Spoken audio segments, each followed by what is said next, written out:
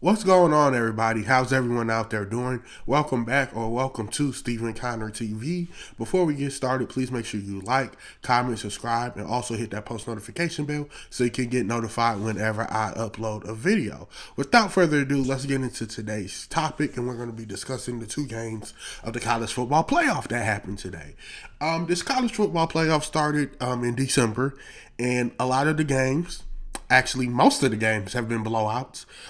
Started off with Indiana, Notre Dame. We had Penn State versus SMU. We had Texas versus Clemson, and those all was blowouts. Then yesterday we had Boise State versus Penn State, and I guess it's a lot of head coaches that are taking a lot of stuff we said to heart, it seems, because James Franklin saw all them comments we was talking about. He can't win a big game. He can't win a big game. He won two. Now, y'all know what y'all. Oh, Boise State's from the Mountain West. They were still the higher seed. They still had the better season. They still had the runner-up or the person who should have won the Heisman, depending on how you feel, on their team. And the fact that they were able to hold him to 104 yards or whatever it was, he was irrelevant most of the whole game, basically. And they just Penn State showed up and they showed out. They're not the only Big Ten school who showed up and showed out. But yeah, so a lot of these games were blowouts until we got Arizona State versus Texas. Arizona State was picked to be the laughingstock of the Big 12 this year. They were picked to finish last. Not only did they not finish last, but they went to the Big 12 title game. Not only did they win it, but they got a bye in the first round of the college football playoffs. They gave Texas the business. You hear me? They gave Texas the business. They gave Texas the business. Now, Texas controlled the game early. Texas did. Texas controlled the game early. They had some wild ways of scoring, but Texas kept shooting themselves in the foot. And then, of course, Arizona State had problems scoring once they got on the other side of the field. However, I was coming back from where I went for New Year's, and I came back. I got home. It was a 16-point game. That's when I found out who, and if I'm saying his last name wrong, I apologize. Cameron Scottaboo is. Cameron Scottaboo is he ain't nothing to mess with. This man put not only his team, not only the whole coaching staff, not only the whole fan base, that the whole university on his back. This man was throwing up, he was puking, and he still went out there and gave Texas the business. 30 carries for 143 yards and 2 touchdowns. Not only did he do that, but he threw the pass for 42 yards. That reignited this team. This team looked dead. They looked like they was done. They was down by 16. I watched a 16-point lead get erased in 4 minutes because of this man. This threw for 42 yards, and then he had 99 receiving yards. This man had his way with Texas. But at the end of the day, Texas ended up winning 39-31 in double overtime. This was one heck of a game. Heck of a game, man. I really wish Arizona State won.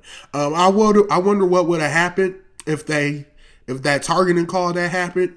You could say it wasn't targeting. It was targeting to me. That was the definition of targeting to me. If that's not targeting, then I don't know what targeting is. I really don't. If that wasn't targeting, I wonder what would have happened if that targeting call would happen. If Arizona State would have won. But to me, they really didn't capitalize off of the opportunities. They did, but then they didn't. But they came alive, they rallied, and they made this an awesome game, an exciting game, and we needed one of these games. Unfortunately, the team that wanted to win did not win, which was Arizona State. But they have nothing to be ashamed of. They had one hell of a season, and they almost went to the semifinals of the college football playoff. Their first year in the playoff, first round bye, supposed to finish last in your conference, finished first. You were horrible last year, turned it complete. People talk about Colorado all the time, Travis Hunter, the Deion Sanders, all that stuff. We know what Colorado is. We know that's a good team. Shout out to them. Shout out Shador. Shout out Travis. Shout out Deion. Shout out that whole team. However, Arizona State needs to be talked about as well because they were also really bad last year and they were able to flip it and look at what happened now. Shout out to them and Skeetable. I never seen someone put a whole university on their back like you did, buddy. You brought them all the way back and y'all was this close. But shout out to you. But Texas ain't winning their next game because they playing the Buckeyes. Look here, y'all. Michigan beating Ohio State is the best thing that ever happened to Ohio State. For the life of me, I do not understand how Ohio State lost to Michigan. I watched the first 2 quarters. I cut it off after that. I didn't watch the rest of the game. I watched the first 2 quarters of Ohio State versus Oregon. And I told my mother, I said, I got Ohio State favored Oregon. And she said, Steven, Oregon's undefeated. Oregon's the better team. Why do you have them favored? I said, because on paper they are, but Ohio State is really better. Ohio State has all these weapons. Ohio State is going to expose Oregon. Jeremiah Smith had over 100 yards in the first quarter. This game was over in the first quarter. I don't think I watched the second quarter, actually. I lied. I don't think I watched. It was like 24-21, nothing. In the first quarter, it was over. Jeremiah Smith told them. He was talking his shit too. Excuse my language, but he was talking it. He said, don't do man coverage. Do not do man coverage. I will burn you. I will make you regret it. And guess what Oregon did? Guess what they decided to do? They decided to do man coverage. And they paid for it. And if he was in, it was a buku. If he wasn't open, then it was a buku. But like I said, Jeremiah Smith, Jeremiah Smith. That's a bad man right there. He only 19 too. That's a bad man right there. Let's go to team stats real quick. Oregon had 276 total yards. Ohio State had 500 total yards. 319 passing yards, 299 for Oregon. Get this, 181 rushing yards for Ohio State. Negative 23 rushing yards for the University of Oregon. Also, their quarterback Gabriel got sacked 8 times. Final score, 41-21 Ohio State. It looks like Oregon finally found a groove towards the end, but it was too little too late. Like I said, Jeremiah Smith, oh Lord Jesus Christ. He toasted Oregon. They roasted them ducks. They roasted the ducks. Oregon fans did all that talking, and when it mattered the most, they didn't come and play. When it mattered the most.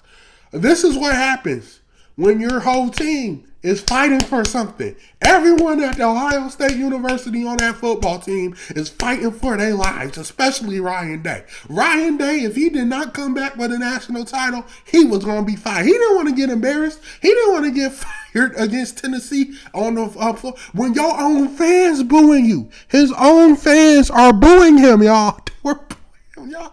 And then the comments on Twitter were funny. Someone said, yeah, man, if Ohio State keeps this up, they're going to win the national title. He better keep it up, Ryan Day. Better keep up. It's about time, Ryan Day. It's about time. What the? I think I know who the national champion is. They spanked Tennessee. They embarrassed the number 1 team in the country. Horns down, Texas. Arizona State gave you all you can handle. Literally, they pushed you to your absolute limits. Skatable, you couldn't stop Skatable. You couldn't stop him. You could not stop him. This man rushed for 143 yards, passed for 42 yards, and had 99 receiving yards. He gave you all the trouble in the world. That Arizona State team pushed you to your absolute limit. What Jeremiah Smith is about to do to Texas, bro. I can only imagine what Jeremiah Smith is about to do to Texas, bro. Hopefully it's a good game. I hope it's a good game.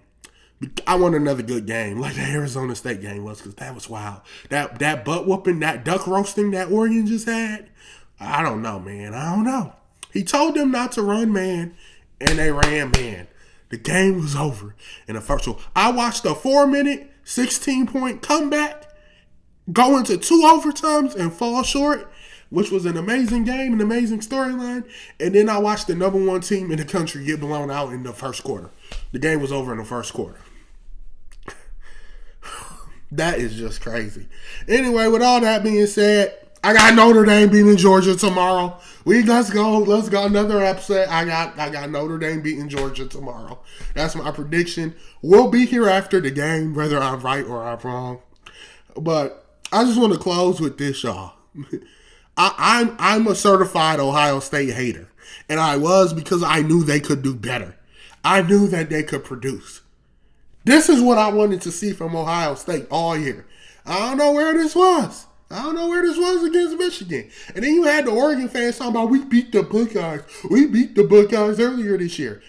Like RJ Young said, this ain't the same Ohio State team. Excuse me. This ain't the same Ohio State team that you played in the beginning of the year. This is a new Ohio State team. This is an Ohio State team that is fighting for something. They're trying to prove a point. Everyone on that team has a chip on their shoulder, and they feel it, and they want to prove everybody wrong. Losing to Michigan was the best thing that ever happened to Ohio State. It really was. Alrighty, y'all. That's it for me. Until next time. Peace.